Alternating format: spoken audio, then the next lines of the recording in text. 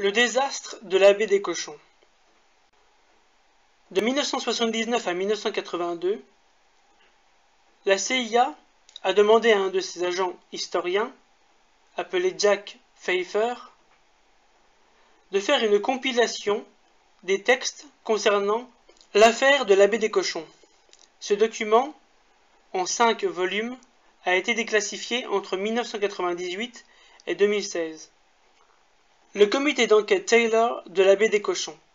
9 novembre 1984. Jack B. Pfeiffer, SCIOTE 1036 COC. Le comité d'enquête Taylor de la baie des Cochons.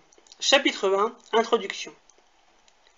Plus de 20 ans après les événements, le personnel de la CIA, qui fut impliqué de près dans l'opération Baie des Cochons, BOP, continue de parler amèrement à propos de son issue. La critique de l'agence CIA pour son fiasco commença quand la recherche des survivants des plages à Playa Girón et Playa Larga fut en cours, et continue jusqu'à présent. Ne fit rien pour modifier les sentiments de ceux impliqués qu'ils avaient pris une fausse accusation pour une décision politique qui s'est débarrassée de la défaite militaire des forces anti-Castro que l'agence avait été autorisée à organiser et à entraîner pour le renversement de Fidel Castro.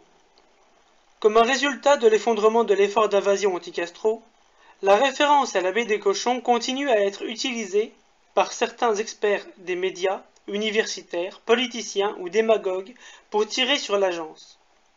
Aussi tard que 1979, un adorateur de John Fitzgerald Kennedy publia un volume sur lui qui, entre autres attaques, clama qu'au temps de la baie des Cochons, l'agence a agi hors de contrôle et indépendamment, sous couverture, et fut régulièrement et quotidiennement commettant des actes anticonstitutionnels contre ses propres citoyens dans son propre pays. Ce sont des citations tirées de Peter H. Caden, Bay of Pigs, 1979, page 7-8. Et ce document sur la baie des Cochons continue encore, donc sur 5 volumes, et il nous montre que non seulement c'est John Kennedy qui a commandité l'invasion de la baie des Cochons pour renverser par un coup d'État Fidel Castro, et certainement l'assassiner, mais en plus de ça, qu'après le désastre, il a tout mis sur le dos des agents de la CIA pour s'en dédouaner et garder son auréole de sainteté qu'il a au-dessus de la tête. Mais nous savons aujourd'hui, grâce aux documents déclassifiés, que John Fitzgerald Kennedy, loin d'être un saint, en 3 ans, a réussi à assassiner 3 présidents.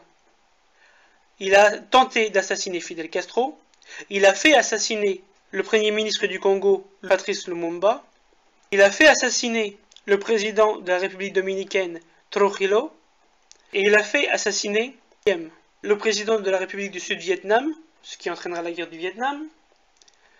Alors rien d'étonnant qu'il se soit lui-même fait assassiner. Une fois de plus, l'attitude gouvernementale confirme l'angoisse que nous ressentons à juste titre.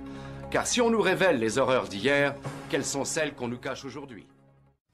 Quand nos gouvernants se retournent contre nous, à qui faire appel? À la police?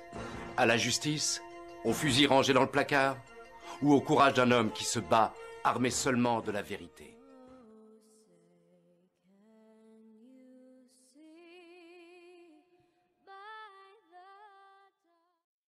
À vous croire, un critère de sélection pour être président de la République, il faudrait être un bonnet qui croit que la CIA, ça n'existe que dans les films.